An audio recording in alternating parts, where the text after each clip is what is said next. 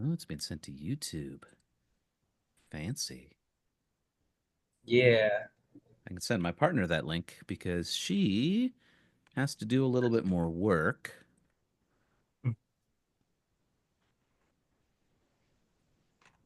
All right. We are live. Let's make sure audio is good.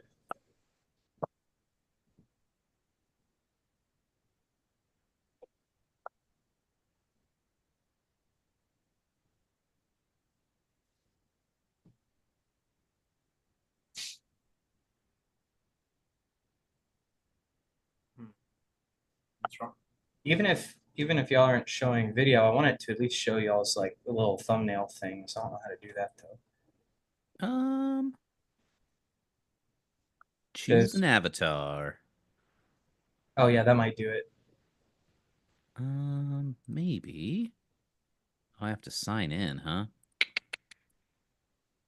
It's not the end of the world. But right now I just I don't on the know. Feel like signing into things may be the end of the world. oh yeah, no, I mean it's not the end of the world if I can't get it to do it. It just the way it looks right now on the YouTube side. on the YouTube side looks like it's just me, Yeah. Dave, and Steve. I do have a webcam. I just usually don't turn it on. Nice. Good to see your beautiful face. Thank you. So is it better in the darkness or terribly underlit by a bike light? I I like Or flashingly underlit by a bike light? Do you want to put a epilepsy warning on your video? no, we'll just blind people. That's okay. It's the cost. I can't tell if we're getting audio. Want me to check on my phone? Yeah, that'd be great actually. Thank you.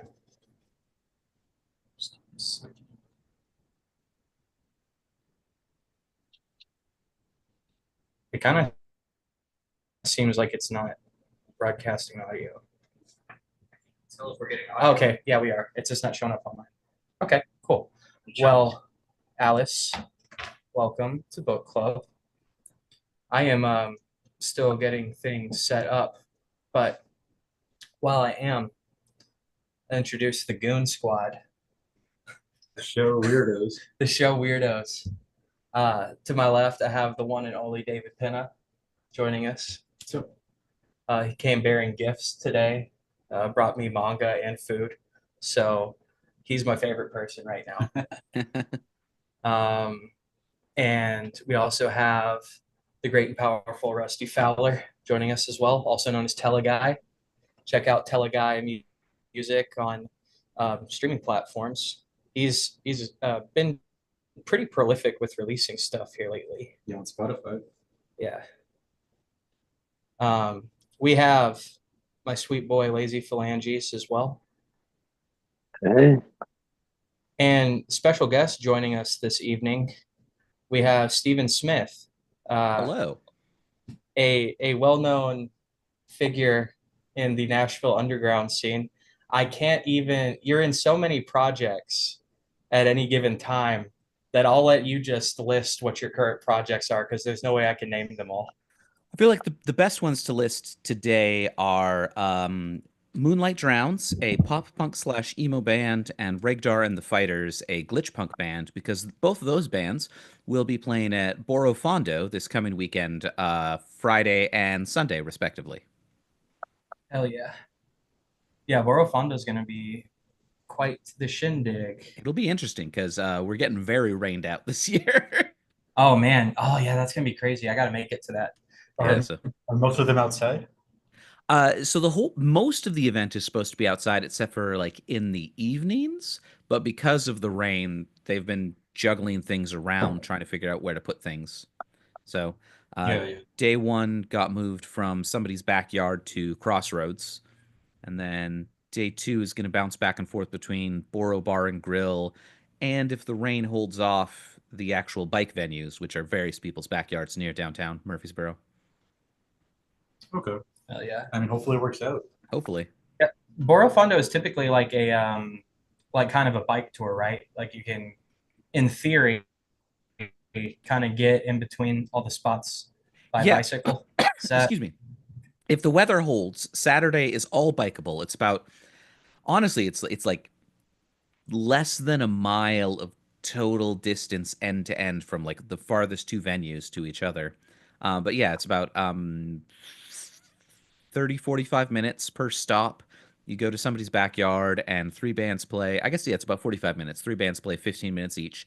And then you bike to the next place in, 15 minutes or so. Nice. Unless it gets rained out and then it's all just a Boro Bar and Grill, Yeah. The show must go on. right?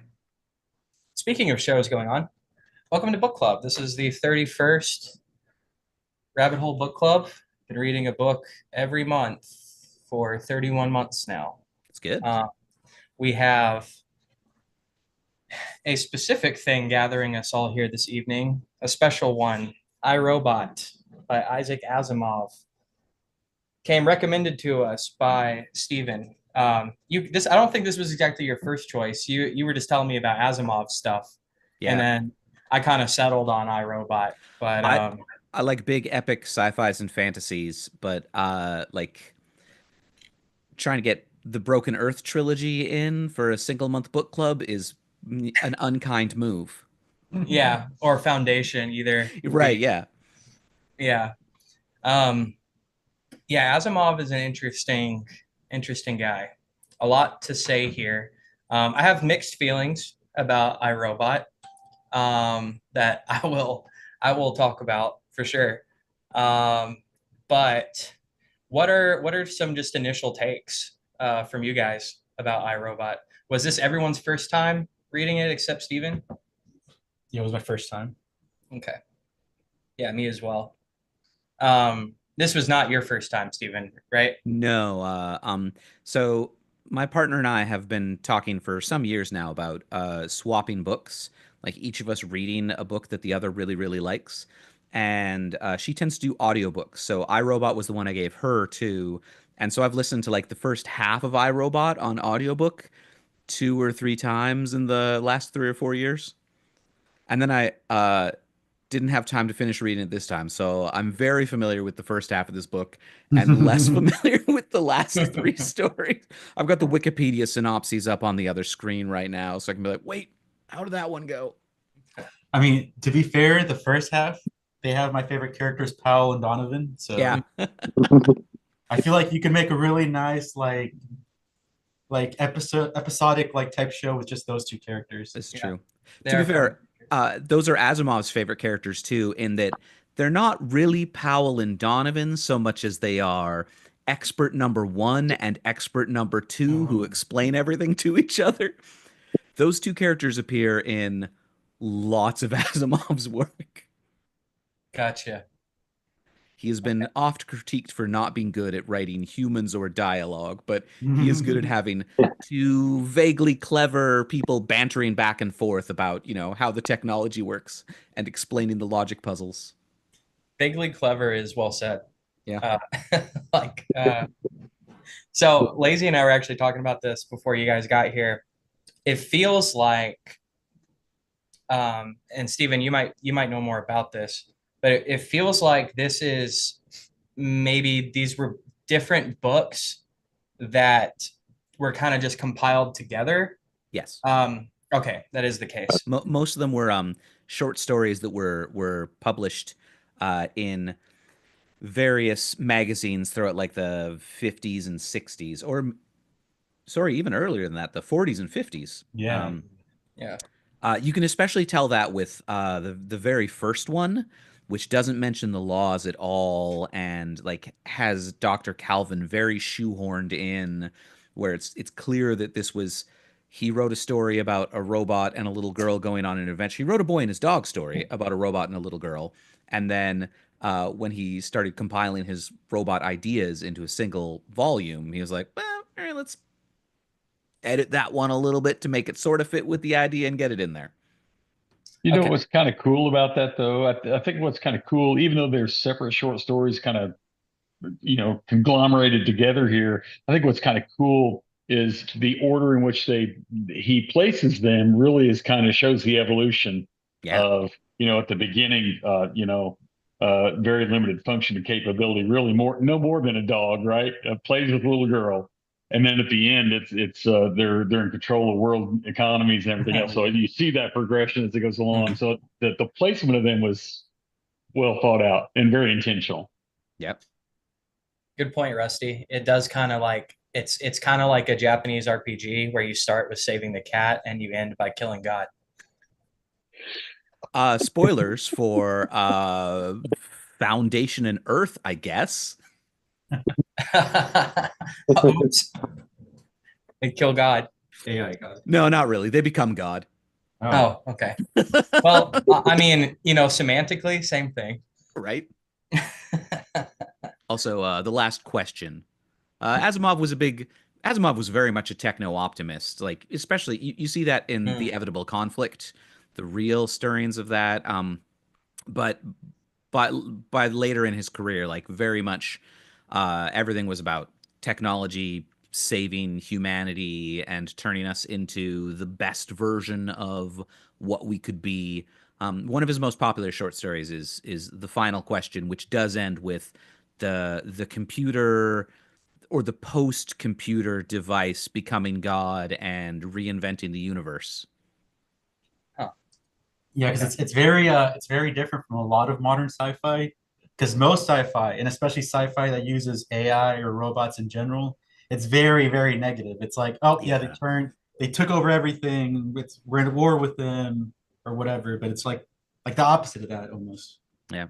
Yeah, Asimov spent a lot of his career kicking against that specific sentiment.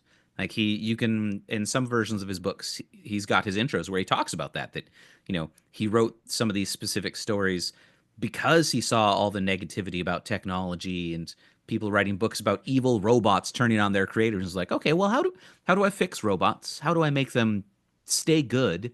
And what are some of the nice things that happen when robots stay good? Which You know is what's kind of cool about that? And you start to talk about the ethical dilemmas. I mean, in this book, there are three laws, right? Yeah. And they kind of go through those challenges that the robots have because they're trying to stay true to these three laws. Think about real world right now. We're coming into the driverless car era, right? And so cars have to be able to recognize what may be out in front of them, to recognize hazards. Mm-hmm. So if a car recognizes something that is in the shape of a human being, or it recognizes something in the shape of a car, or it recognizes something in the shape of a dog, there may have to be a decision made into what it might hit Yeah. if an accident is inevitable, right? That is a real life problem going on right now with driverless cars, and that's a real scenario. And you're talking about getting into ethical decisions by machines. So as far fetched as some of this sounds, it's not. Yeah. Right. Yes, Asimov is very spot on with a lot of things, and he's also so far from reality with a lot of things. That's true. Some of the timelines in this where it's talking about, the first robots were in 1998, and it was like, oh, wait, hold on. Dr. Calvin is only like 2 years older than I am. Lazy, do you have any thoughts about the optimism in this book surrounding robots? I know we were talking about that earlier. Yeah, I definitely picked up on that. It seems like it's extremely optimistic about the robots. Even the way the characters in the story treat the robots is as though they're like that they can't do anything wrong, and that if there was something that went wrong, it must have been because the person said something wrong. And it seemed kind of it's a very interesting collection of stories to me because it seemed like there's a almost like it's not really sci-fi as much as it's like logical hypotheticals. Yes. Because there's not a lot of like getting into things like, well, wouldn't some people like they kind of brush it off that yes, some people were stuck in the past and didn't think this would work, but none of the characters that are actually in the story do. And then they also get into things where it's like you have these three laws, and there's never anything additional. Like there's never any fail safes of being like, hey, for this test robot, it has a fourth law where it can't lie. It's like, no, it's only ever the three laws. So it seems like it's kind of fits more into hypotheticals. And then it's a little weird, to me at least, how it's like a very optimistic view of the robots and just doesn't really touch on any possible negative. Yeah. Which is so just different from a lot of other sci-fi. Did you find it interesting that, along with that optimistic idea, with the exception of, I think it was the last one where Susan tells the robot it's okay if somebody dies because they're going to go into the interstellar travel and they're going to die for a second. Well, it's not the last one, but anyway. Yeah, third to last. Yeah. So besides that situation, every other situation where the robot was faced with the dilemma, it got stuck in a loop. In one case, it shuts down because it can't deal with, I've got these three laws. And outside of those three laws, if I'm not living within those, with the exception of that kind of one story, I guess, I can't function. Right. So it's they're extremely predictable in this, maybe until later. But they're extremely predictable. And I think there's an optimism in that too, right? Yeah. Well, I think he wrote these stories in the earliest days of computing. So like a lot of the same sort of ideas really apply to like computers, especially in early computers where they were much more deterministic. It's much simpler for a human to understand everything happening in the earliest microprocessors kind of thing. Like a computer couldn't make a mistake. A computer could only do exactly what it had been programmed to do. And in the same way, like I think he took that same idea and he applied it to his robots that, you know, Well, robots have to follow these three rules. So everything that's happening here has to fit in that framework somehow. I do think that the part of it that seems a bit overly optimistic, which I do like as a change from all the more negative ones, but that you have stories like I forget the name of the story, but the one where the robot doesn't believe that that Earth exists, and he starts his own religion, which I thought was great. That one. That one's great. But I think that touches on a concept that then the rest of the story seem really optimistic about, that the robots never mistakenly reach a conclusion that leads to a negative outcome. It does seem where when you see that story, it seems like they could clearly reach a conclusion based on the information they have that's purely logical, but leads to a negative. Well, there's two of those, sort of. Liar has the robot that, tells lies because he's trying not to hurt people, but causes greater compounding harm by doing that. And Little Lost Robot has a robot attempting to essentially cause a negative outcome by hiding itself. Little Lost Robot's probably my favorite in this collection. That's a good one. I like that one a lot. Yeah, I like that one. That's good. I love the cat and mouse kind of stuff. Which gets into my favorite, which is Evidence. Evidence is my favorite one. Where the district attorney is running for office and people feel quite well, his political opponents, but also other people feel quite confident that this politician is a robot.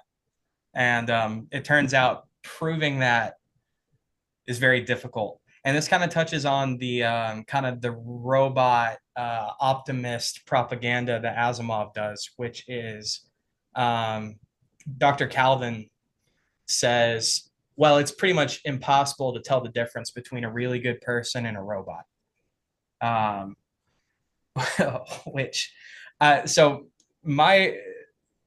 Again, Asimov brilliantly predicted so many things, but one of the things I think he didn't foresee is that because of corporatism, no robotics company is going to have the first three laws. Good robots. Yeah, like those are just not going to be the laws that are built into the robots. And we keep talking about these three laws. So for Alice, if you haven't read iRobot, the laws we keep bringing up, the first law, and these are not equal, they're kind of tiered. So the first law takes priority, and that's a big part of the book. is how these things are in priority. That becomes a thing throughout most of the stories. But the first is that no robot can harm a person or through an action cause a person to come to harm. Mm-hmm. The second has to do, I don't remember that one exactly, but it has to do with following orders. A robot must obey the orders of a human, except if that comes in conflict with the first law. Okay, yeah. And then the third law would be self-preservation for the robot itself. Is that right? Yep. That's the third. Okay. Except Unless if it conflicts with the violates second. one or two. Yeah. So Yeah. they are tiered, right? Yeah. So in the real world, you'd have those 3 laws with the additional minus 1th law that a robot must obey the CEO of Wayland Yonti specifically, Yeah. Yeah. I mean, that's the truth of the matter, right? even if it violates the first law. Yeah. And I mean, like the first law, like me and Lazy were talking about this, like immediately it becomes a huge oversight and a problem because the only thing preventing a robot from being like, oh, well, you could accidentally fall down the stairs, so I'm going to chain you to a bed to keep you safe. The only thing preventing it, and this is really how iRobot reads, to me anyway, the only thing preventing it from doing that is not understanding that. If it knew that, then it's like, oh, the logical conclusion. And the last chapter kind of touches on that, where it's like, well, the most efficient thing as far as production is concerned is for robots just to run everything. So forget about politics and humans being involved in the operations. We're just by force going to run everything now. So Alex, if you take where you just left that, and then you also go into that last story and you pull an optimism thing that was mentioned earlier. And everything is really pretty optimistic. You know, they're doing great things, and even in that last story, they're doing productive things, running the world and all that. Except there's one thing that's not optimistic, and particularly in that last one, and there's not one that's a positive thing. There's the one where the doctor realizes that the regions and the people that are being hurt by the errors that the machines are making are people in places that are members of the Society for Humanity. So they are anti-machine. So there is self-preservation of the machines at the end.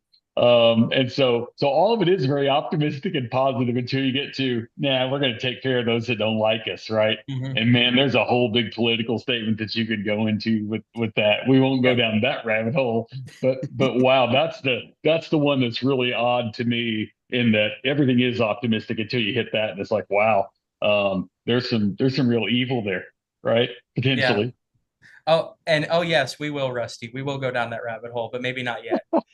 But yeah, no, I totally agree with you. It's kind of like that. Basically, the robots determine which. Okay, actually, before we get into that, are we all in agreement that Byerly is a robot? Yeah. Right. That seems I pretty believe he evident is. to me. Well, Like he it ends is up. not. It is not outwardly. It is not. It is everything but explicitly said. Right. But And it's also Susan believes it. Susan believes it, and then he ends up a world coordinator in the last thing, right? Yeah. yeah. I think throughout the chapter of evidence, you're supposed to not be sure, and it keeps you teetering back and forth, which I love. It's brilliant. The way it's done is perfect. Teetering back and forth between whether he is or isn't. But I think by the final conclusion of it, you are to believe that he is a robot. And are we in agreement on that? I guess. Yeah. I don't know, it's tough to say in the context of his later writings. So a lot of his later writings pretty explicitly contradict a lot of the things that happen in this book. As he had 3 major series that he wrote: the Robot series, the Empire series, and the Foundation series, and they all eventually merged together. And so mind reading robots are actually pretty common by the end, but robots that can pass for human are very rare. Even by the time we get to the follow-up to this book, the rest of the robot short stories, that includes Bicentennial Man, which you may remember from the Robin Williams film, which is about a robot who wants to become human. and it takes 200 years and a whole bunch of modifications to, become something that plausibly resembles a human being. Okay, So, that is interesting context, and I would love to read more Asimov on this book club too. Wait, I have a question. In those other series, is it hard to tell if they're human because of appearance or like physical stuff, or is it like mental stuff, like the logic? it's so yeah, the behavior of robots becomes more human passing as robots become more advanced, but the appearance of robots very rarely is human like. Like, I think there's the robots trilogy towards the end features a robot who is barely inhuman appearing, and this is a very controversial thing that it was made, and that's hundreds of years after the robot's stories. And then Prelude to Foundation, spoiler alert, the guy who invented the Foundation, his wife was probably a robot. Okay.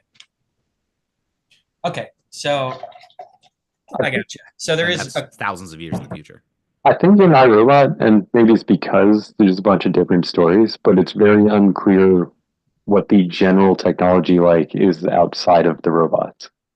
So it's hard to, it's kind of hard, at least for me, to get a feeling of like, Mm, would a human like robot be totally reasonable technology that would have very natural appearing skin and everything? Or in this world's technology, is it just the brain that's super advanced? Yeah, because they referenced how big they were a couple of times in this, particularly early on, and then they also referenced the red eyes, and mhm. their eyes weren't human at all. Particularly early on, they weren't really human at all, right? There was a definite machine type reference to that. Yep. Like, so one thing that I actually kind of noticed, which I'm glad you actually explained this, Stephen, is that first story with Robbie. I was like, the laws of robots seem to not like seem kind of sketchy here in terms of like Yeah. the way he's playing with her. Where I'm like, he's not really following orders. Which seems, and I'm like, how do orders work if that's a, Yeah. and so then it makes sense to hear though. Actually, that was kind of like added in and isn't really. But then I'm curious then with the other stories of uh, like what is the, I guess kind of like the world building of where it's actually taking place. I feel like isn't super clear in terms of like what is the rest of the technology like? Yeah. Because every now and then they'll throw something like space travel out there and like those beams for energy, but like that sounds super advanced. Right.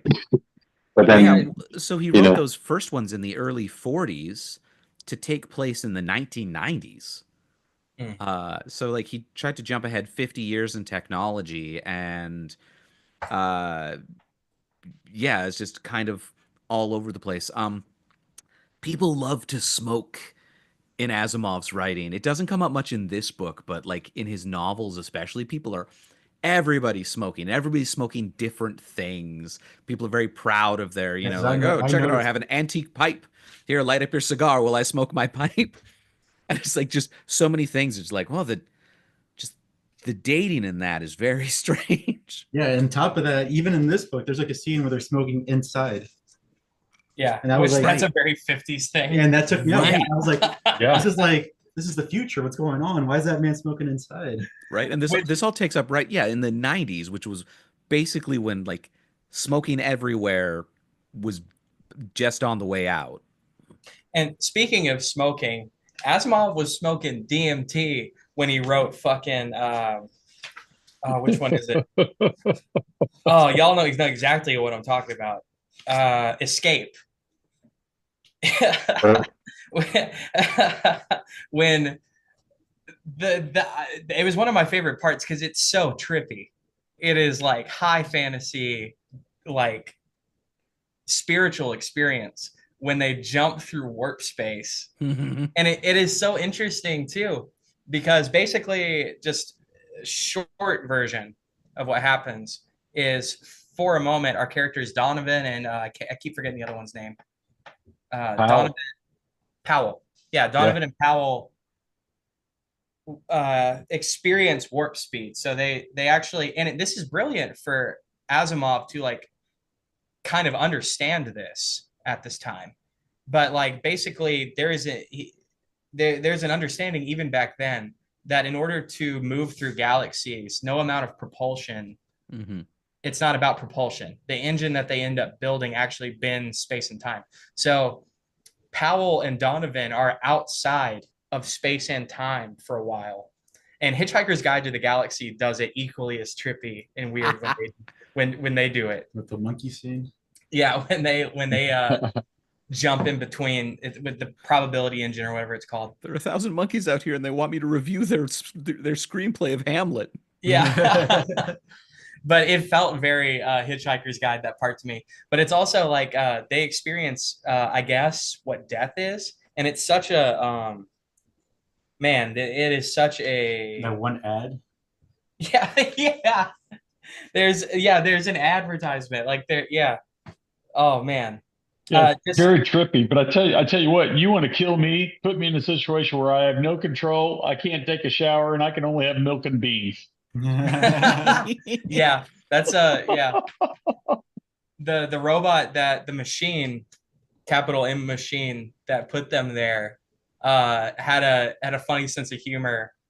They have plenty of food. It's only milk and beans. It's milk and beans all the way down. And just a little excerpt for what I'm talking about here. Page 163. It was a world of no motion and no sensation, a world of dim, unsensing consciousness, a consciousness of darkness and of silence and of formless struggle. Most of all, a consciousness of eternity. He was a tiny white thread of ego, cold and afraid. Then the words came, unctuous and sonorous, thundering over him in a form of sound. And then we get into a hellscape where like there are demons, there's Beelzebub and Satan, and then there's also paradise, like the pearly gates. And clearly, actually, Stephen, do you know what are Asimov's like religious elements, like getting into this, like what his background was? You know, I'm not really sure. I think, like a lot of sci-fi authors of his time, he tended to skepticism. Um, like I think, he was a naturalist and a secular humanist, but I can't say for sure. I gotcha. Because clearly that segment has a lot. I mean, there's a lot of like esoteric, weird kind of randomness, but there's also like heavy, heavy Christian elements to it. Yeah. I guess most specifically, but not exactly, would be like Catholic kind of interpretation. Like specifically, he mentioned Saint Peter, and like there's like mention of pearly gates. So I just wonder maybe if he had like a Catholic background.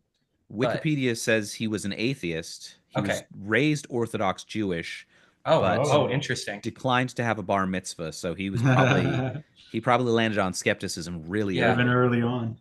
Well, that's even more interesting that when he describes this kind of afterlife in between, like this not quite alive state, that it's all Christian imagery. Then that's very interesting. I wonder if that's because Donovan and Powell were Christians. There's a lot to unpack there. Well, some of it's just scientists as a whole. I mean, when I was a kid, I was a Carl Sagan fan. I was an astronomy nerd, and I'm not going to be able to point out very specific things.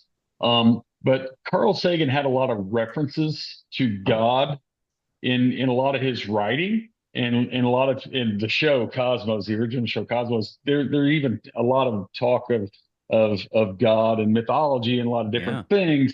But it's very clear, particularly late in his life before he died, it's very clear that he didn't believe in some grand fairy. I think those were his words. That decides. Atheist. Yes, yeah. I mean, he was. If I can see it and I can prove it, that's what he believed, right? He was truly a scientist. And so I think that's true in a lot of folks that are of that general mindset of science, right? There's a skepticism there, and there is a I believe things are in order for a reason, but it just happens to be a different reason than somebody that might have some sort uh, of uh, of bigger being recognition. It's a different reason, but they may see things grandiose for different reasons, right? So I I don't think know. you get a lot of people like that where you've got that intersection of creativity and skepticism where they're just full of boundless curiosity and wonder for the world. And so they will read religious texts from any faith tradition they can get their hands on because it's interesting. It has a, perspective that they've not encountered before. It contains imagery and phrasings that are new to them, and so they're just excited to read these things and absorb them and, you know, take the parts that they like and put them in their own worlds. Hmm. Y'all think that these like early sci-fi writers like Asimov actually had like an impact on how technology developed going forward? Like, do you think it kind of um, do you think it kind of shaped the roboticists and programmers' view of things? Like, because you got to imagine that a lot of nerds involved in robotics and programming probably are into sci-fi. You know, Yeah. what do you guys think that there is a correlation there, and if so, like how much do you think that influences it? Oh yeah, And that's absolutely. a Like a lot of people are inspired by writers like Asimov, or Star Trek is another really big one that you know, people see the transponder in Star Trek and they're like, "Oh, well, I think we can make that device. That Mm. sounds pretty cool." And so they'll make the things they see in the fiction that they love. And I think, yeah, especially the robots books have really inspired, a lot of researchers to say, "All right, these robots are great. I think they would be a huge boon to humanity. How can we make that happen?" Yeah, I agree with you. The only issue is books that promote it or like series that promote it are a few. Like you said, Star Trek and iRobot are the only ones I can think of now, but they're fighting like untold hundreds of other series where it's kind of pushing the opposite, where it's Mm. Yeah. just fueling like the fear people have. Have you Is guys it seen? disappointing that some of the best robotic technology that we see at our level is something bringing food to somebody on the college campus? Is that really disappointing? I mean, Or worse, Boston Dynamics trying to make, bomb delivery bots. yeah, yeah. And of course, there are the dogs. I forget the name of them. There are the dogs, and they're the humanoid robots that they're training for inspection in dangerous situations and all that. I get all that, but I'm disappointed that with all of the things that they could be drawing from, as Stephen said a second ago, all the things that they could be drawing from. Sometimes I feel like we're really choosing the we're exposed to the weak stuff. We're not exposed to the impressive stuff necessarily. Not to say that it might not exist. Probably does. Replicator would be really hard to make. But also, if you can make replicators, it's a huge jump in the post scarcity economy. I do think that one of the things that happens is that a lot of these more science fictions, they have some really great forward thinking ideas.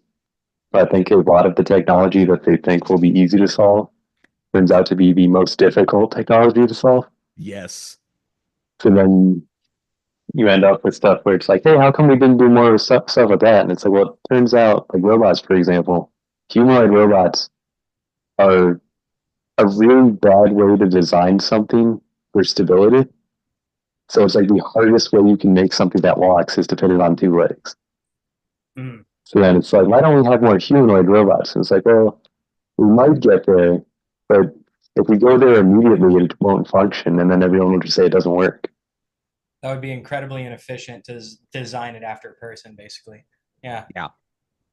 We are not like a good shape for most things that you would want a robot to do.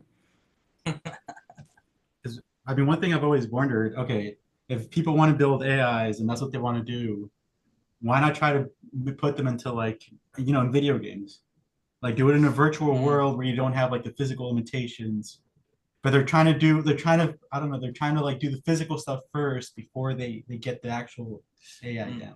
It's like the AI meets robotics aspects. Yeah.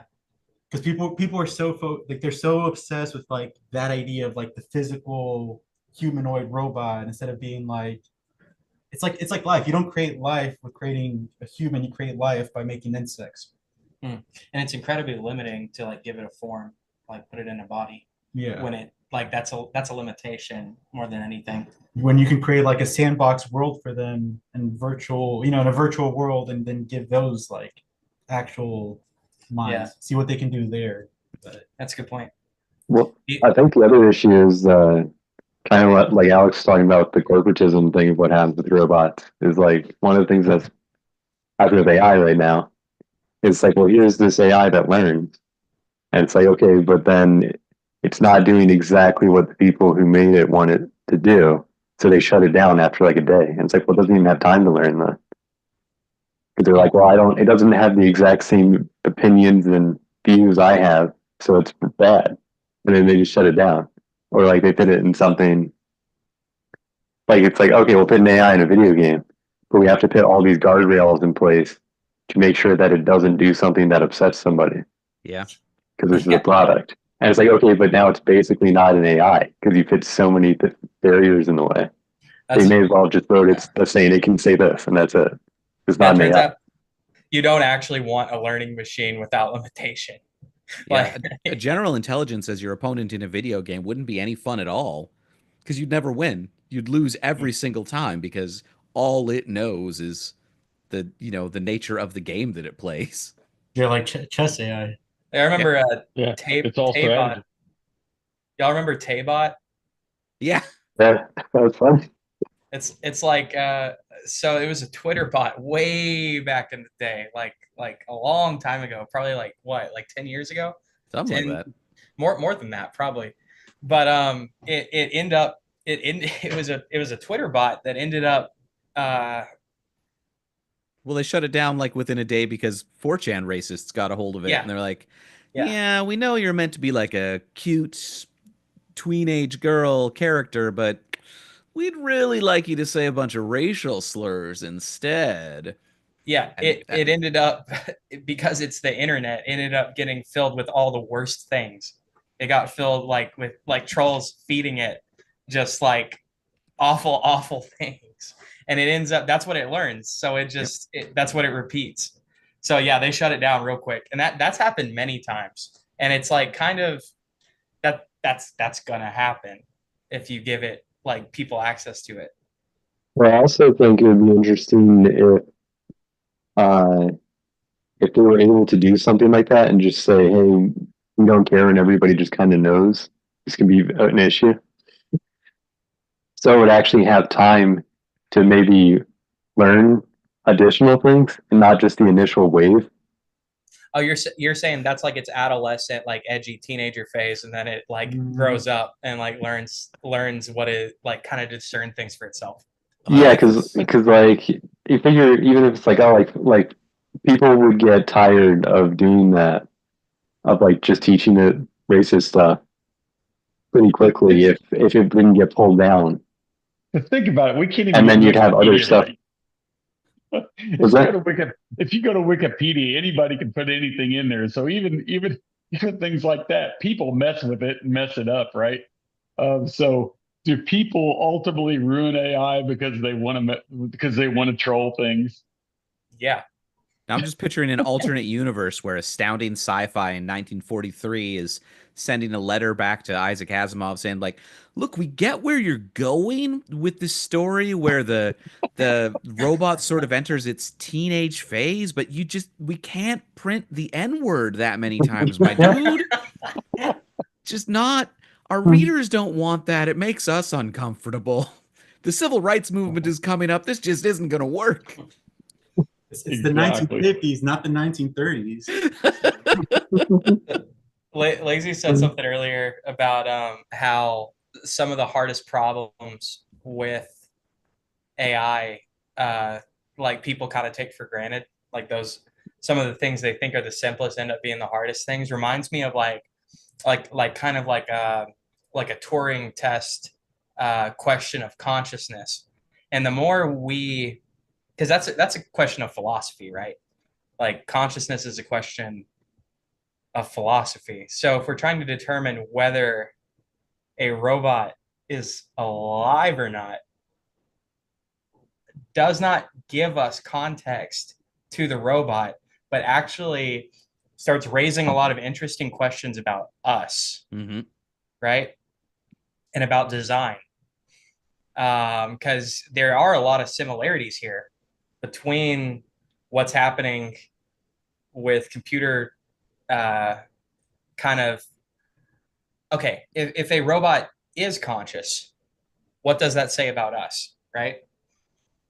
Like Well, if we do eventually make that determination, right? well, the thing is, how do I know you're conscious? Well, you don't. That gets into what is that? Solipsism. Yeah. You don't know that. Well, and let's get like Descartes about it. I think, therefore I am. What does that mean? That's a word salad. That doesn't mean anything. That's just words. You don't even Well, know I mean, that. You don't even know that you're conscious. when merely regurgitated like that, it is, but like in the context of his full logical argument, it I believe most philosophers feel like I think therefore I am holds. Yeah, But but you could teach a robot, you could teach it to say that, right, and to even believe that it came up with that on its own. right. To I, say it yeah. doesn't mean anything. But yeah, that is the thing is I see what you're saying, Stephen. I think, therefore I am, and that's all that I am capable of knowing. Presumably, each of you are also capable of the same thing, That's an but I assumption. can't know that. That's kind of where I'm going with it. I do understand what you're saying, Stephen, and I think I understand. I think I understand what Descartes is saying. I He's think got it's a lot of also a Also, bit stuff though, more about demon in general. there. It's really hard to follow. also, I think it is an assumption, though. I don't know that, and I'm Uh, getting a little bit semantics here about knowledge, but I think I think Descartes was making a much more fundamental argument, which wasn't an argument for consciousness; it was an argument for existence. Yeah. I would agree with So that a because I robot mean, saying "I think, therefore I am" is just as valid because it does exist. It's just a declaration of existence. okay, and not you could okay. say that that's a type of consciousness. But one thing that a machine necessarily, maybe this is where it trips over into a popular topic for Alex, where it kind of trips up with the machine element of it is, can a machine be part of the collective consciousness? And I'm going to say no, they cannot. But anyway, just throwing that just into the soup. Wow, Spoiler Rusty for coming in. Foundation and Earth. Rusty coming in Asimov with would say yes. controversial statement. Robots don't have souls. I'm just Yeah, That's exactly right. That's but exactly right. But do humans have souls? that becomes the question. Right. That's the complicated part is like, Yeah. what is a soul? There's no physical evidence for any such premise. Like You if you can get consciousness from chemical stuff going on in your brain, then why can't you get it from like electrical imputes or whatever? right? I mean, that's Yeah. a lot of Because people's thought technically it nowadays is. is that it's just sort of a matter of a certain level of neural complexity is capable of what we would recognize as human consciousness. Hmm. Yeah, But we're not sure how complicated, how much neural complexity or how to build it. yeah. Certainly not how That to build it small. there's a word for it, and I can't remember right now, but a theory basically that everything is conscious. And what that would mean is every atom that composes a chair is conscious, but also the concept of a chair is conscious.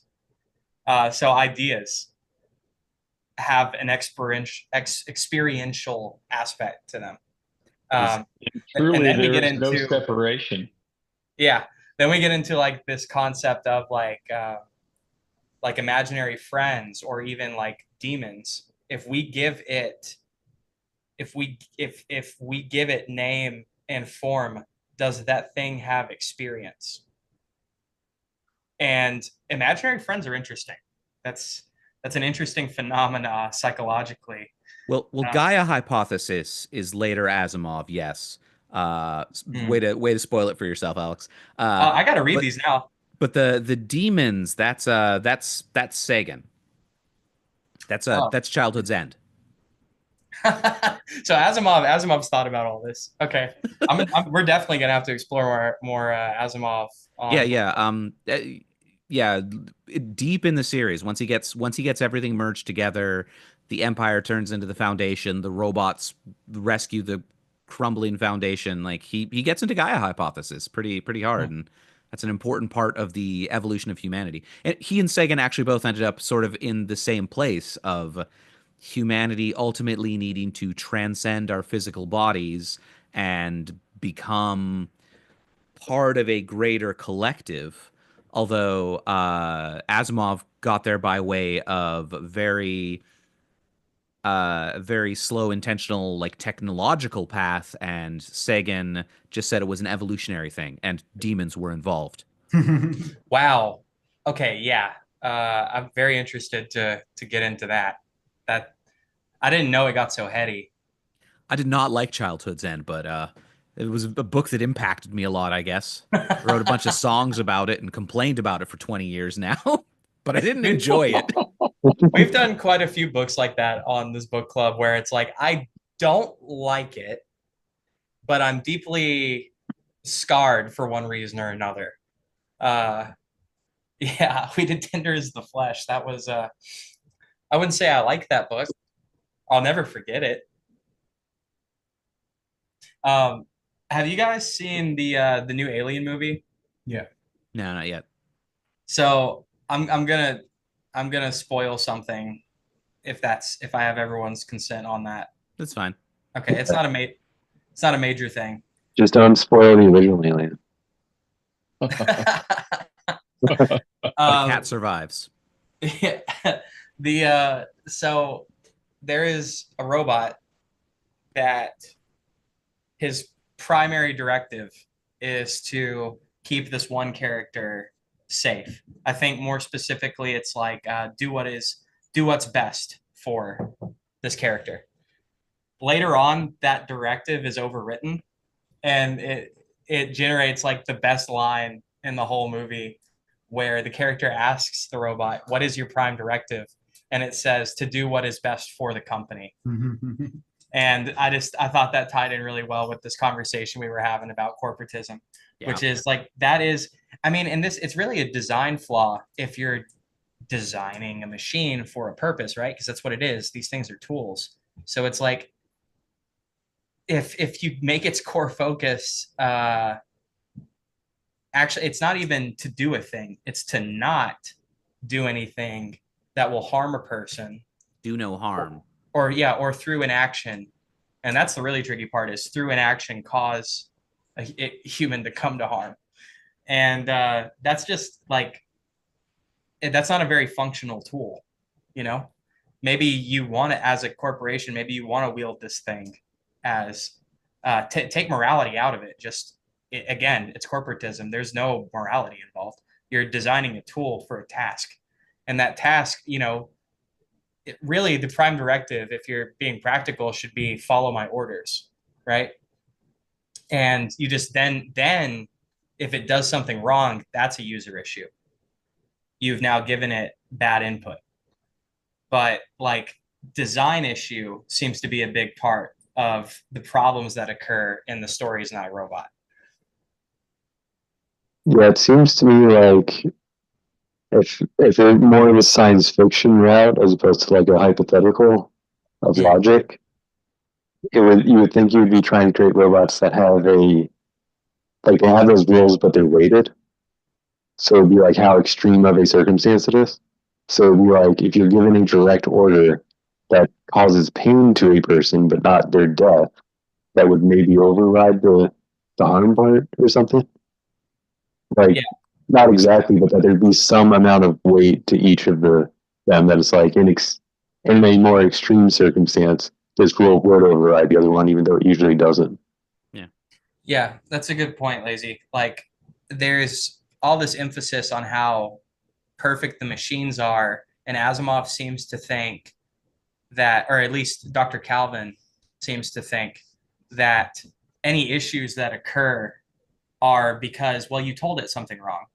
But it's like but the robots actually don't understand nuance at all. Like they just respond direct, get lost. And it's like, okay, I'm going to interpret that in the most literal sense. I'm going to do the best job. And do the best job at it. That's not a user issue. That's a design issue. Well, I think for the scope of what he was writing at the time, Asimov's intention was to make the laws just be tautologies. Like especially the way Dr. Calvin describes it as, there are a couple instances where she basically says that you cannot build a positronic brain without the laws. That's sort of a fundamental design feature that they just can't be made without the laws.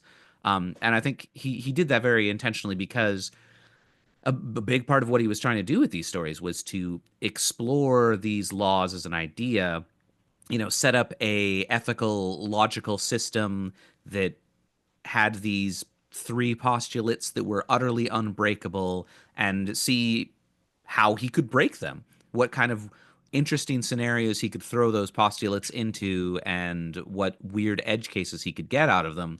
But he very much had to make it that, like, those rules have to hold. It's kind of like a mystery novel in that way, right? Like, like you have specific genre rules that have to be adhered to, and if you break those rules, you've written a bad story. I do think I did like that I remember them briefly touching on that. I think that robots are like banned on Earth or something. Yeah. And they mentioned, I think it was that one with the robot who got lost, where they got to find him because they modified one of the rules. They're basically talking about uh, there's enough anti-robot sentiment that if they didn't have those rules, they wouldn't be allowed to make them. Mm-hmm. So they're sort of it seems kind of like their hands are tied a little bit with those rules of like, we literally, it's a regulation that cannot make these without this. It does vary throughout the book, right? Earlier, it is very much, it's more of a physical law of the way the brains are designed that they can't be changed, and later on, it's more of a regulatory issue. And later and later and later in the series, the robots get more and more complex, and what the rules actually mean, varies. This book mentions Rule Zero towards the end, right? Where, the robots eventually piece together that the logical extension of the first law is that they need to protect all of humanity and work towards the good of all humanity.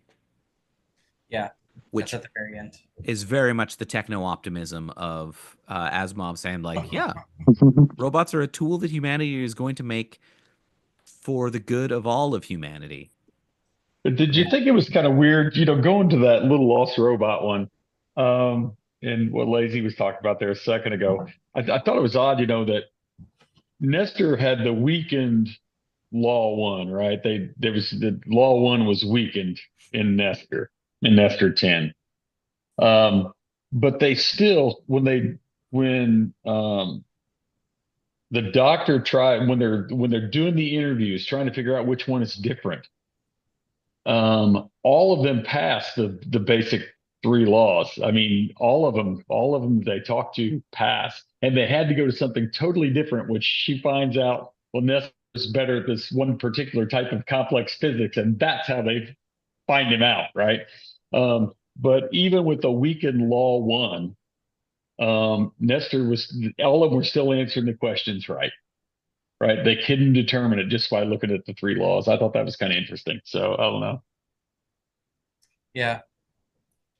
I like this era of sci-fi though. And Lazy does make a good point. This is more like a what if than like a sci-fi. It's just kind of three like logic problems in a trench coat. Well said. Well said. Yeah, I don't know if I coined that or not. Probably somebody else said it before me. Well, whoever said it, well said. And but we recently read Starship Troopers too, and again, I don't really think I like that book. It was kind of a trudge to get through. It's dry, but I am glad that we read it. that this era of sci-fi is very interesting, and it is. I am noticing heavy-handed on the opinions and like propaganda and like here's what I think about the world, and I'm self-inserting it in my stories. Like, oh, there's a lot of crazy thing about iRobot is there is a bunch of world building in the very last chapter. Like we don't understand much at all about what's going on at Earth until the last chapter, and then we find out like all kind of at once what's going on in aspects of the world. The last chapter to me seemed in the book of having these different chapters. It seemed really out of place because of that, where it's like suddenly there's just a chapter of like lore and world building, and it's right at the end. But I'm like, it doesn't. At least to me, it doesn't really fit as one of his stories. It's almost like here's like a Wikipedia article at the end of the book. Yeah. To me, despite it being kind of different, it actually fits a lot with. It's like a bigger version of the Reason chapter, which has the cutie robot. Yeah. Where like the whole cutie thing ends with cutie pretty much telling humans, you're kind of not needed anymore. We'll still take care of you, but we're kind of taking over. Yeah. And that's kind of what's happening to humanity now at large at the end of the series. And I like it, Cutie's religion that it develops. Powell and or Donovan, and I think maybe even Powell a little bit are kind of like, well, fuck, that makes sense. Like it's not this unrealistic, crazy thing that it develops. It's kind of like, well, actually, you might be right about this. Every time he was like, maybe the Earth isn't real. Yeah, maybe I'm wrong. Well, because even their logic was flawed. Their logic is, look at all these books. We're right. How's that any different from a Christian being like, look at the Bible, I'm clearly right. Yeah, it's like kind of like fundamentalism. Yeah, the robots make a compelling argument that they're like, because their religion included, or Cutie's religion included that, well, you didn't make me, the maker made you, and you are just the step in the process that led to me, which is like, I mean, kind of hard to argue with. It's kind of what is it? It's unfalsifiable. You can't prove that, but you also can't unprove that. Although that whole system is also very solipsistic. Like, the two robotologists start sort of being swayed by it, but them being swayed into accepting Cutie's interpretation of things requires them ignoring the evidence of their own memories, right? Like, they're not just pointing out the books, they're also like, wait, hold on. I know Earth exists because I've been there. I spent most of my life on Earth. I've only been here for a couple of weeks. If we're saying that I need to disregard everything I know about Earth, everything I remember about Earth as being falsified memories, then like we could also say that about everything that I know about this space station, everything the Cuties ever said, everything that's in this book on the shelf. You know what's neat about Cutie though? Cutie locked him in the room, right? And ultimately, they tell you kind of after the fact, he locked him in the room. Cutie locked him in the room for the right reason, because the robot knew that it could control the beams better than the people could. They were worried about the robot destroying parts of Earth, right? But the robot knew I can do this better than them, and I don't remember exactly how they say it at the end, but basically you find out, well, Cutie followed all the rules, and it ended up better as a result. I thought it was really, I did think it was really weird in that story that they're so worried about the storm, but they never actually mention it to Cutie in any context. We can say like, Cutie, like you have to stop the storm even if you don't believe us. But instead they're just like, I don't know, he won't listen. This is gonna go bad. It's also interesting how very, very pre World War II this story is, or pre nuclear capability World War II this story is, and that like They're talking about a giant solar beam capable of powering massive parts of the world that is going to mistakenly streak across the countryside. Uh, this is a huge catastrophe causing trillions of dollars of devastation and killing thousands of people. Asimov assumed the population of the world would be no higher than 3 billion at this point in time, but like, killing thousands to millions of people. And the two people who are responsible for this travesty, they're like, oh no, our jobs. We're so fired, you guys. you you make a good point too, Stephen, earlier that like we do kind of know that Cutie's wrong, like based on like I mean if they're right, like everything is wrong, like because Right. we had Powell and Donovan have memories of Earth, like that's a good point. But maybe like I'm just reading into it too much, but I thought it was I really like that story because it has this to me like this commentary because Powell's ultimate conclusion is it does not matter that these are religious fanatics because they're efficient, which is interesting now to know that Asimov was an atheist because it kind of sounds like what he's saying is religion does have religion is useful even if it's not even if we know in the case of Cutie that it's not true. The thing I really like about that though is that the religious fanatics are born out of the skepticism. Mm. Yeah, there's a lot to unpack there. I do like that story. This Lazy and I were talking about this before the episode too, but like this book really is at its strongest when it is Powell and Donovan because they're the testers.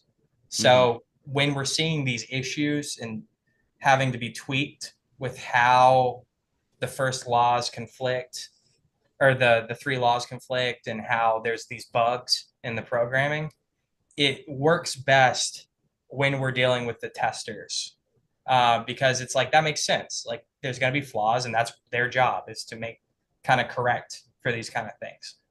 You know what's kind of funny about these two? It's kind of like frickin' frack. It's like Laurel and Hardy. I mean, they get locked in the room.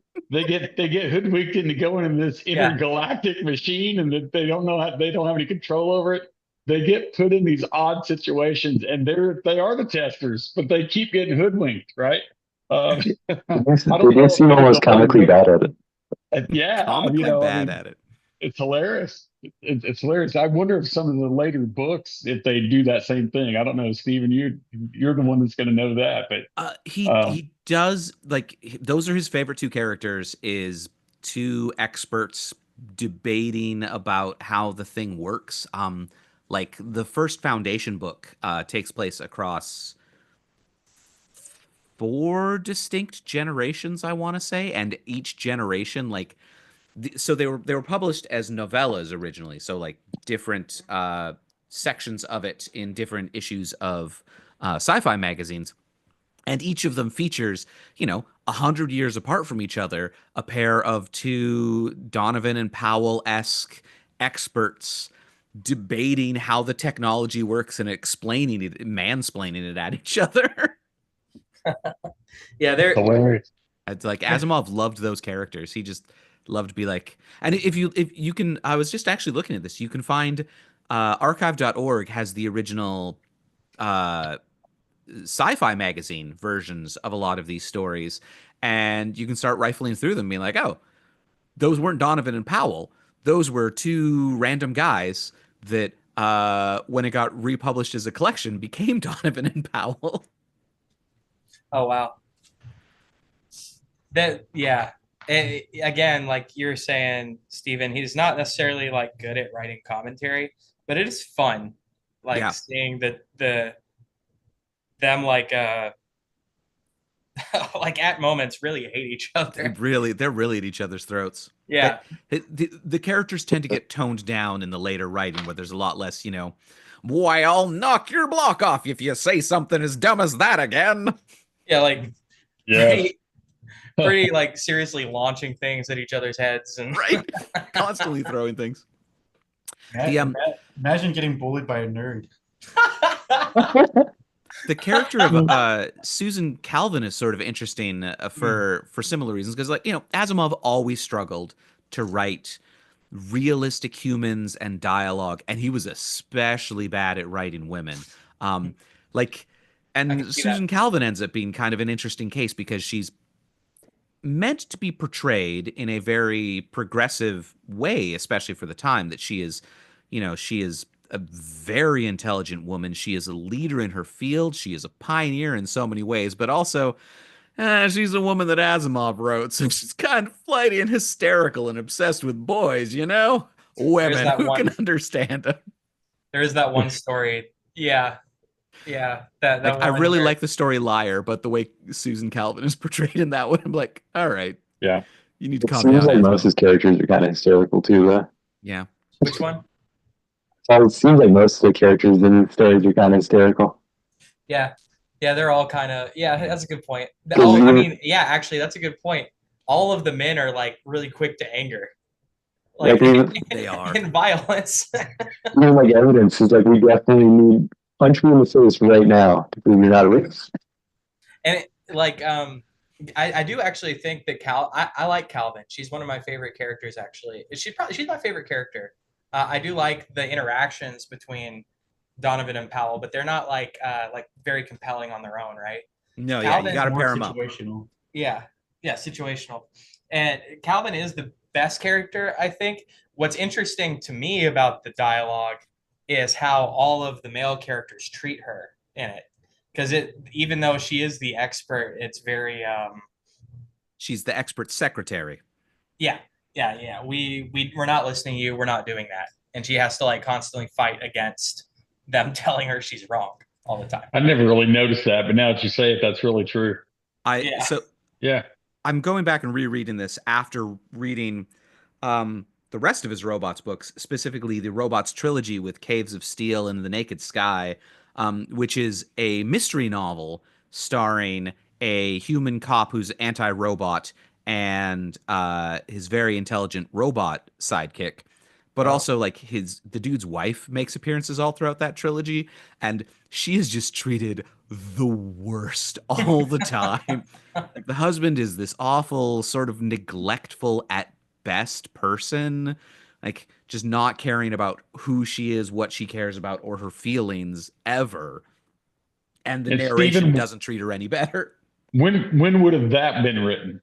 That probably would have been late 50s to early 60s.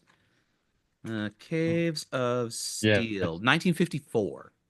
So that kind of makes sense in a way, doesn't it? Because culturally, we were in a very different place. That was before all of us, but we were culturally in a very different place. That was even before me. So Susan Calvin, I think, is a really good, like, example of the conflict that this creates, and that he's trying to portray as like, yeah, women can be scientists. Women are human. Their brains are the same as any man's, but also, like, he portrays her in, sort of also through his own somewhat sexist from the lens because of the time.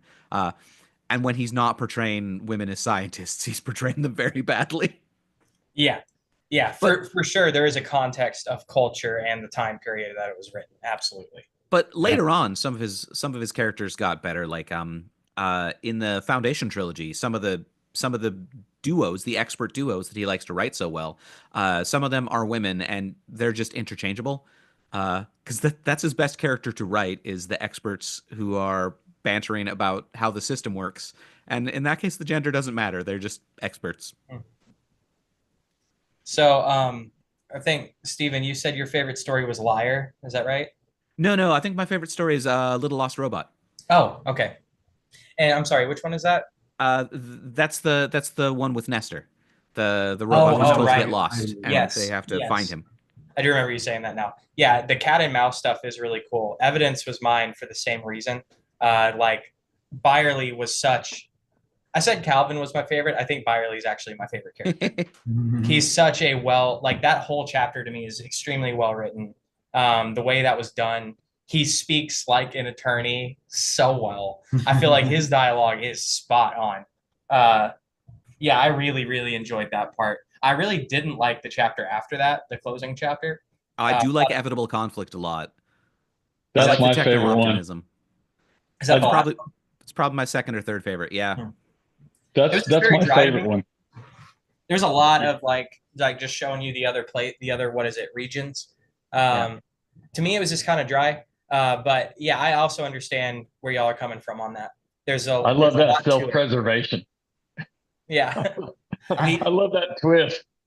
Well, I mean, I think the I funny like the funny thing about that one is that last chapter. I feel like it's his most accurate to the way things are actually heading.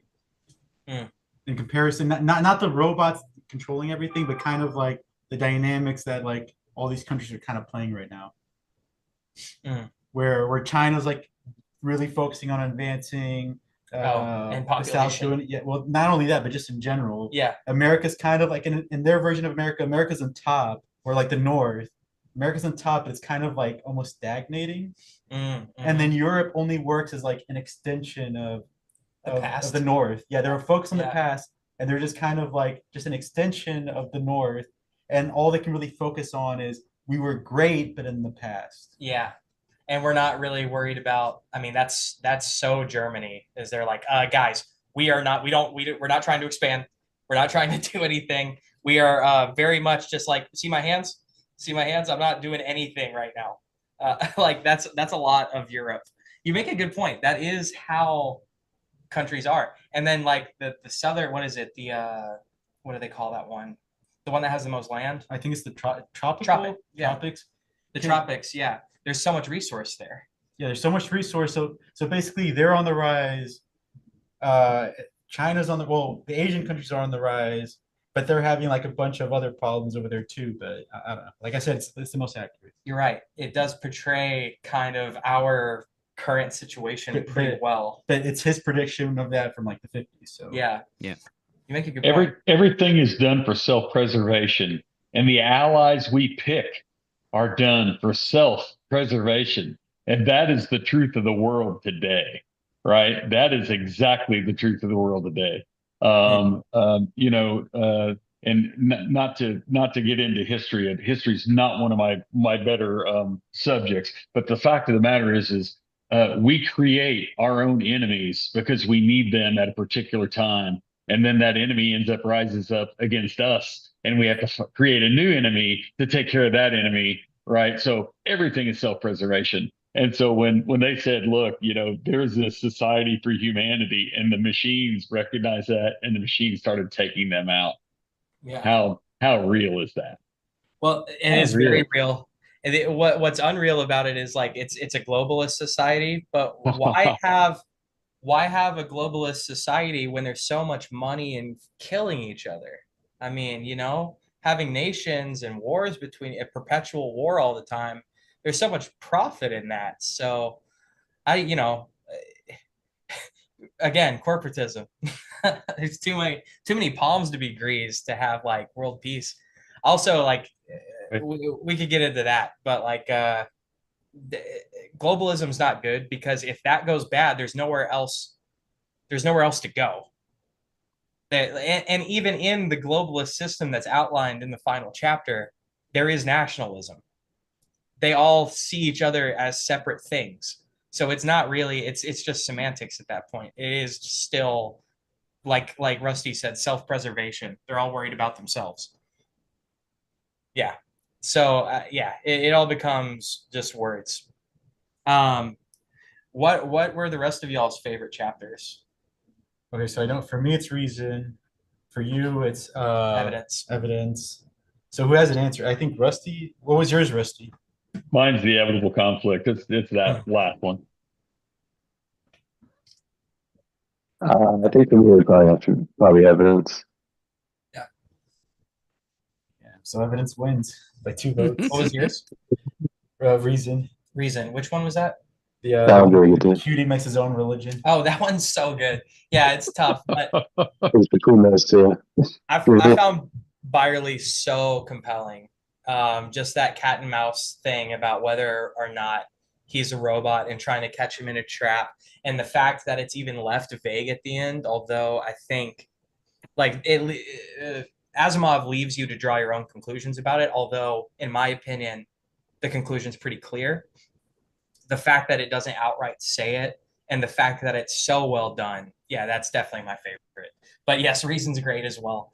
I love that that whole that they just develop their own religion and shit. And he becomes a prophet. I feel like Reason has like a tighter story, but Evidence has like better dialogue. Yeah, the dialogue was spot on. Nobody called out Catch the Rabbit, which I thought was interesting because they start organizing in this march. What was it was Dave is the multi-robot test. I forgot the name. But they start doing this march and they think that there's some kind of nefarious thing going on. The fact of the matter is Dave just couldn't handle supervising the 6 others. Yeah. Just twiddling his thumbs. Not my favorite one, but still very funny. It is funny that whole joke is just that whole story is just a setup to a throwaway joke. It is. I mean, when you think about it, we got 5 fingers, we don't have 6. What are we gonna do with the 6? Jerk off. Oh man. Okay. Well, that was iRobot. Does anyone else have any? Is there anything we haven't talked about? Any additional thoughts to this? I mean, I think we pretty much covered all the bases. Yeah. Okay. Wait, just one last thing. Yeah. Just a quick question for all of you. If you lived in the iRobot world, what would you do? Would you be like against them, for them? Pro, anti? In what way? Like as a governance? Just like just in general. Like you pretend you're a citizen in that world. Well, I know in the current world, a lot of people have fears about AI, but my position on our current world is that it's happening. Pandora's box has been opened. So there's no point in resisting it. It's more about adapting to what's coming. Okay. I feel like I would be like that, where it's like, I definitely think there's a lot of issues with this, but it's also inevitable. So how do we learn to coexist with these things? Yeah, you wouldn't like fight against it or whatever. It depends. Again, it depends on the context. If they're trying to control us, yeah. You fight like the bad aspects, but you wouldn't go out of your way like on principle. Yeah, I wouldn't be like Dune about it, where it's like we have to wipe out all thinking machines. There cannot be thinking machines. Okay, what about you guys? I think the business rules have to be very well set up. I mean, when you say if you existed in this world, we exist in this world. Yeah, we do right now, and there are people making business rules for machines to make decisions, and it's more than 3 laws, and it'll be very complex before it's all said and done. You guys will get to see a lot more of that than I ever will, but I think the business rules under which they operate is going to have to be very specific. If not, I think you could end up in a bind. I'm not afraid of the technology, but I think you have to be very cautious. Oh, for sure. Yeah, I didn't mean to cut you off, Rusty. Do you have more to that? No, that was it. No, I totally agree with you, man. It's kind of like there's no reason to fear it because it's happening. Technology will progress, but yeah, we do have to be very careful with how we tread here because this is dangerous. We're playing with fire, right? Yeah. If I were in Asimov's robot universe, I would be very pro robot. Because I do like the idea of I've always been of the opinion. This probably comes a lot from my Christian upbringing, but I've always been of the opinion that humans ruled by better species than ourselves isn't a bad idea. Like all throughout human history, we've had people who are like, I'm better than regular humans, I should be in charge. And, Asimov posits a world where that's actually true. And also, just from a basic sense of self-preservation, if you're pro-robot, then you're a lot less likely to get inadvertently starved to death while the robot sees power. That's a good point. If they're in charge, maybe, don't resist them. Stop resisting. I take like a very I do understand and appreciate that point of view. I take like almost like an antithesis to that, which I'm very like anarchist or Luciferian, where it's like even if it is our downfall and the destruction of humanity, it is our right to govern ourselves, and that might be the worst possible outcome. Uh, but I think I choose that over not knowing, over a system of governance. Yeah, I just have a deep rooted resentment of authority.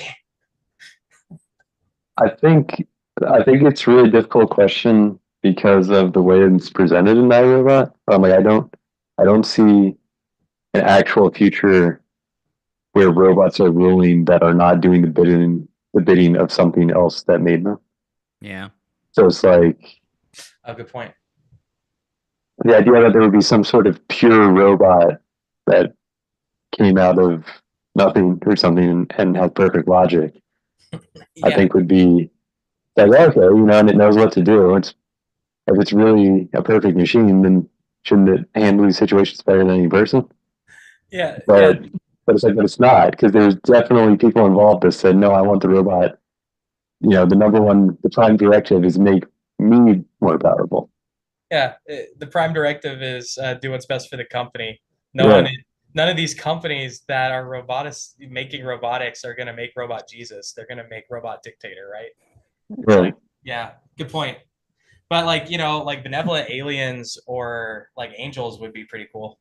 I mean, as long as it's doing its job correctly.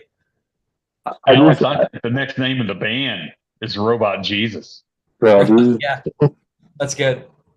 I do agree with you, though, Alex, that I think ultimately, even if it's better for us to be ruled by something else, I do think we have to rule ourselves and make our own decisions. Like, I think the freedom part of being a person is a huge aspect of what it is to be a human being. Yeah, So, like, even if it's worse for you, that is the experience. it's part of growth, right? Is like we destroy ourselves until we grow the fuck up and learn not to. Um, like we need to grow up. Humanity needs to grow up, and with a father figure standing over us, holding our hand, maybe we don't learn to grow. We just become infantile. Uh, and Lazy, you and I were talking about this earlier too. I do think that the fight between order and chaos is cyclical.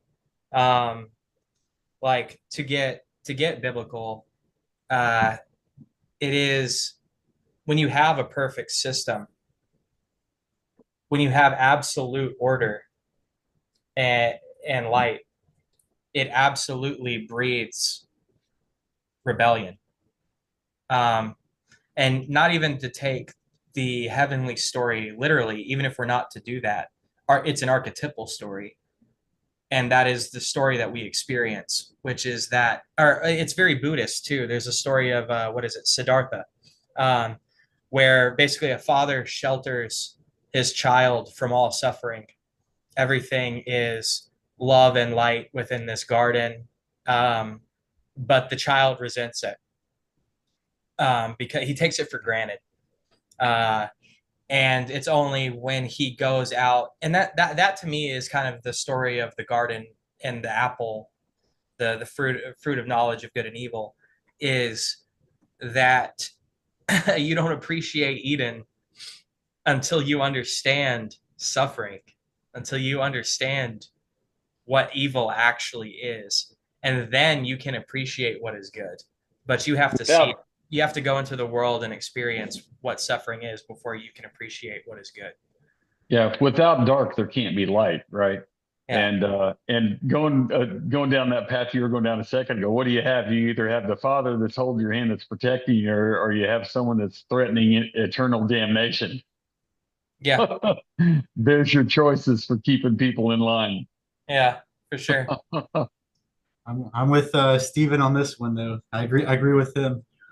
I don't believe God created us in his image, but I do believe we will create God in our image. Well, that's observable. Yeah, I mean, and we've even without getting into technology, we've done this. Like we create these archetypes of how we came to be, like whether it's Judaic or whether it's Norse or Greek. We create these mythologies of how we came to be in our image based on how we behave. Yeah. It's a chicken or the egg kind of thing.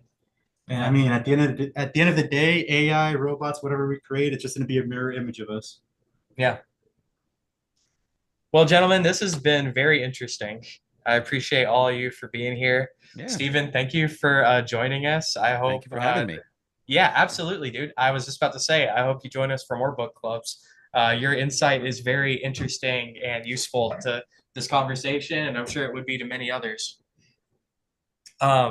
Very cool. I would have never read this had this not come up in the book club. Yeah, cool. That's my favorite thing about doing this, Rusty, is I very, very rarely choose the book that we read because I end up reading things that I wouldn't otherwise. Speaking of which, next month for book club, I don't have it with me, but we are reading, I do have the first one. We are revisiting the Vor series, and I don't think any of you were here when we read the first one. But my friend Anastasia Elliott is a big fan of this series, and she recommended it. We started it October last year, and I think we're going to do a tradition of every October till we finish this trilogy. Did you say Vor? Like yes, Stephen, like but it's not what you think. Like the king. So if you don't mind, hold it to the camera for Alice. It's VORRH. Ah. Yeah, I know. I know. But yeah, so this is the first one. The second one is called Erstwhile, the Erstwhile. So I will say, although y'all weren't here for the first one, this series is written by Brian Catling. He wrote these kind of stream of consciousness off the top of his head. He did not do an outline when he wrote this series. It is very just it does not really have an overstory. It is more like a collection of strange events. So although I have not read Erstwhile yet, I can only imagine that it's not that important that y'all have not read the first one. That's good. Yeah, it's like I feel like even though I've read the first one, I'm going to be just as blind as someone who has not read it. Yeah, because I read the back of this and it sounds pretty crazy. Yeah, so I mean, if y'all have time, you could read the first one and then read the second one. But if y'all just want to jump into Erstwhile and join us next month, I will probably be doing an audiobook of this one. That's what I did with the first one because it's like 400 pages. Yeah, it's a little thick. It's a little thick, and so is the second one. So I will probably be doing an audiobook of it, just because I'm not a quick reader. But yeah, it is a very interesting series, and I'm interested to explore it more. Again, that one comes recommended by our friend Anastasia Elliott, and Derek Jones will probably be joining us as well for that one. He recommended Perfume a few months ago, which was that's probably one of my favorite ones we've done. That's a very interesting book if y'all haven't read that one. But alas, Alice, we will see you next week. This has been iRobot. See ya.